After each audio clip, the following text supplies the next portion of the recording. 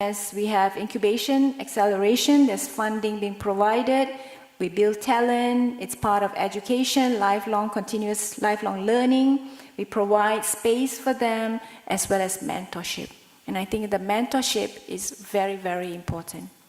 So the Innohubbers that have graduated, they come back to mentor the young ones. So far, 3.5 years, we think we're doing okay. We have had 1.5 million capitalization, more than 50 jobs that have been created. We have 54 startups to date, 4 more coming in, more than 200 pitchings that the students have to go through in a year, and more than 200 market validations being conducted by all the startups. So very, very intensive course. Now we find that if you want to create an ecosystem that encourages innovation, that instills innovation, the innovation champions are very important. And it shouldn't just be those selected few that has been selected to be in the Innohub program. It should be at every faculty as well. There should be a second layer that comes up as soon as, that every level should have an innovation champion. So at every faculty, there will be at least one innovation champion that has been identified. And their function is to inspire the others in the faculty, to promote trainings related to IPR and commercialization, and to have open days, to have media conferences, and to attract companies to come to the faculties. So these are some of the innovation champions at different faculties that have been selected. So these are on the billboard by the roadside. And every year there will be road shows as well as innovation open days where companies come in to try to match and see if there are good businesses or good technology which they can adopt and license. So Innohub, creating and managing spin-offs. So basically, potential IPs will be incorporated under the program, and it is the researcher and the postgraduate student that brings the innovation to market. There will be a project director, there's structured training programs. So far, 2018, we have had 10 who have graduated, and total investment of, as I mentioned, $1.5 million USD. So those graduated startups will move on to the next stage. That was launched last year. We call it the Next to You program instead. And I'll talk to you a little bit about what the Next to You program entails. So this is our Innohub. Space is being provided, a place for the project managers to learn and validate the market. There's a beautiful place where you can come in and talk and have discussion.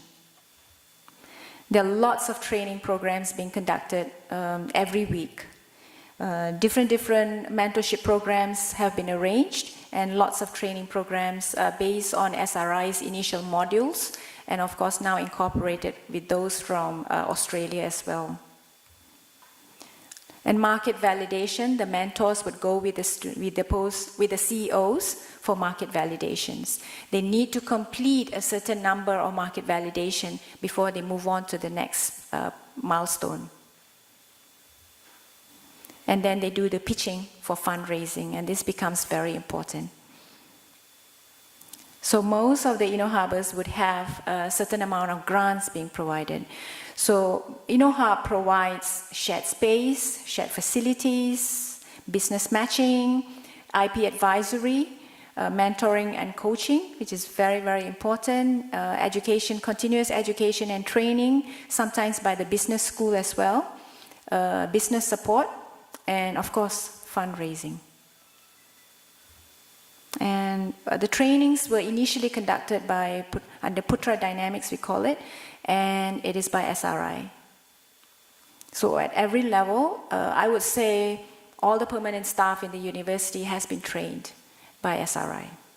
There's been a period of 5 years, and each year they would come for about a month or so, twice a year. So there are lots of modules that we have, and all the Innohubbers would have to go through the modules. So this is our next step. So what happens when you have graduated? So what do you mean by you have graduated? How do you graduate from Innohub? As soon as you earn your first dollar from the first sale, they consider you have graduated and you can sustain on your own. So you'll move to the next stage. We call it the Next to You program. So in the Next to You program, you can rent buildings from the university, which is something that I myself am doing. For my office, I'm renting space. You can rent office space if you cannot afford a building. You can share, co-share space with other startups. You can lend space to do your pilot projects, pilot plants, land for agricultural triplots, services being conducted. Initially, if you're just part of UPM, then you do not have to pay for the services. But now that you are an Innohubber and you have your own company, you'll have to pay for all the services now. So there are collaborations as well. Some of the startups actually have collaboration with the labs. And the startups would provide certain grants, and the university would match the grant. So that is helpful. So we have in the UPM itself a lot of accredited high-end laboratories. So they have access to all these laboratories. Faculty of Veterinary Medicine has their own Center of Excellence. For Halal Product Research Institute, we also have our own institute that deals with halal products research. They have access to a supercritical fluid center, a biorefinery plants, fermentation tech units, as I mentioned, halal product research institutes. So they get access to a lot of things in the university, and that's the good thing. So far, I would say we have done quite well. We have total IPs of more than 2,000, and about 6% has been commercialized. It's small, but one step at a time. That's what we believe.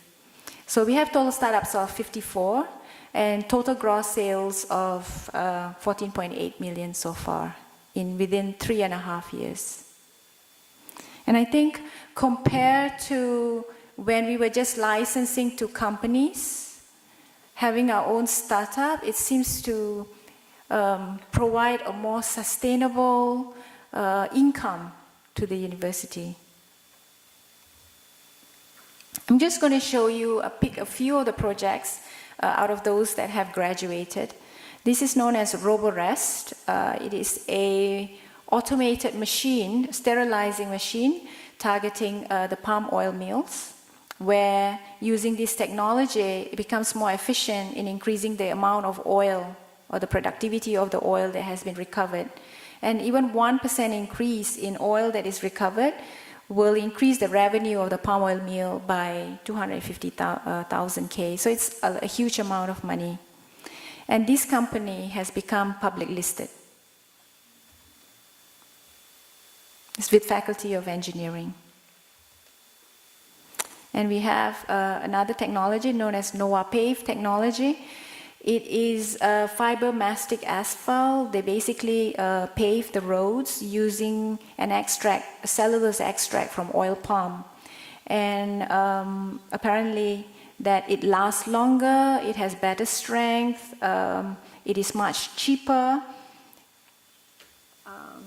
and stronger durability and higher skid resistance. And this company will be public listed soon, and some of their contracts are as far as South Korea as well. So the main roads in our university are basically using this NovaPave technology.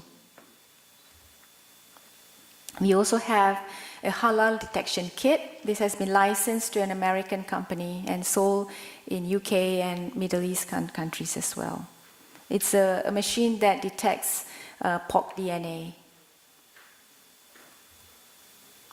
There are others as well. After Oil, this is on Lazada. It's sold on online platforms. So these are some of the newer ones that just joined. There's many. So you can see it's not just one particular area. There are those from Faculty of Education, that is also an Innohub, architecture, so it's not just the sciences, some of the social sciences are also involved, computer are also involved. So you can see this is an enzyme company that produces local enzymes. It's a boutique enzyme company, and this deals with, if I'm not mistaken, apps. They come up with apps to solve certain problems, like if you have a health, it links from a hospital to the doctor. It's a medical app. And we have decaponics as well. We have a video to show you about decaponics. We have a StarKit. This is by Faculty of Education. It helps to teach children to learn how to manage money at a young age. Pepper peeling machine. We have a ultrasound machine, improved ultrasound machine, and many others. So this is mine. This is my startup. I started about 1.5 years ago. It's inspired by my son, who has severe eczema. And it's basically a cream targeting a dry, very inflamed skin condition. The only difference is from the other creams out there is that it contains anti-inflammatory bioactives that have been bioengineered so that it penetrates the dermis layer and reduces the inflammation from within the skin instead of just from the outside of the skin. So these are some of the newer recruits.